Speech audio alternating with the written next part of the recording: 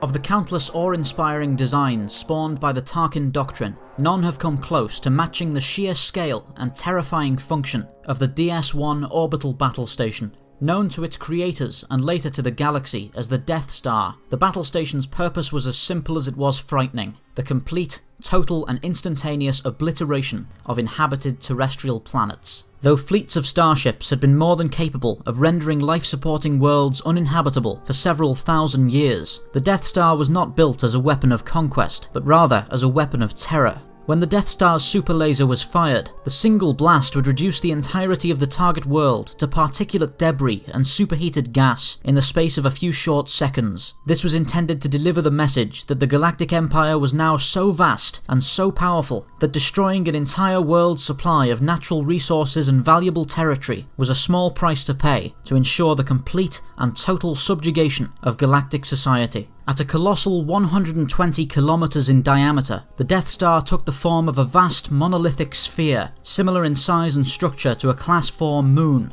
Running the entirety of the sphere's equator, a kilometer-wide trench played host to countless docking bays and massive ion drive housings, and mounted on the station's northern hemisphere, a huge concave dish held the 8 particle accelerator tributaries needed to form the super laser beam. Comprising 84 separate internal levels, each separated into 257 subsections, large portions of the Death Star had more in common with planet-side cityscapes than anything seen on a conventional space station, with the station's 350,000 crew members living and working in huge ray-shielded structures spread in vast city sprawls across the Death Star's surface. The super laser, which served as the Death Star's primary weapon, drew its power directly from the station's central hypermatter reactor, using an advanced Mygeetan energy crystal recovered by the 501st Legion during the Clone Wars. The reactor channeled its energy into 64 shafts, which converged internally to generate the 8 particle beams emitted from the weapon's dish. Upon reaching a safe distance several kilometers from the station's surface, these 8 beams again converged, this time creating a beam of pure energy so powerful that it would tear the very atoms of its target planet into matter-antimatter pairs, causing a blast of such intensity that it would rupture the barrier between normal space and hyperspace. An attack on the Death Star by a conventional fleet was close to impossible, as the station was layered with a sheet of military-grade quadanium steel hull plating, which was almost 3 kilometers thick and heavily ray-shielded. The battle station also boasted a huge arsenal of defensive weaponry,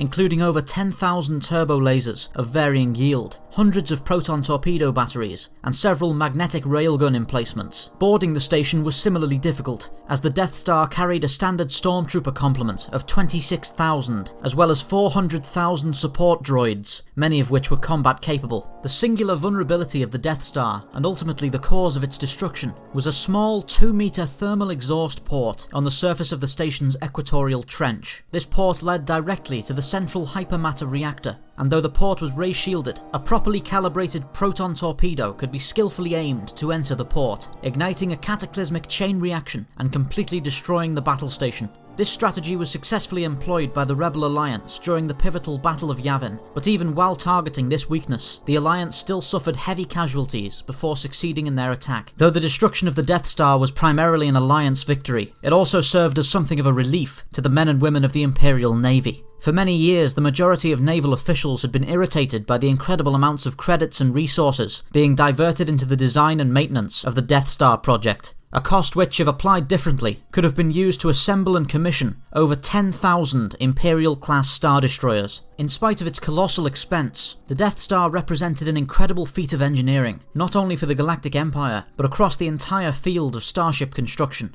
At the time of its completion, the station was by far the largest space-worthy vessel in galactic history, and the super laser it wielded boasted a longer range and greater destructive power than any directed energy weapon previously designed. In its design capacity as a weapon of terror and a symbol of Imperial dominance, the Death Star succeeded wholeheartedly, and though its operational lifespan was short, the battle station fully succeeded in becoming the very incarnation of the Tarkin Doctrine.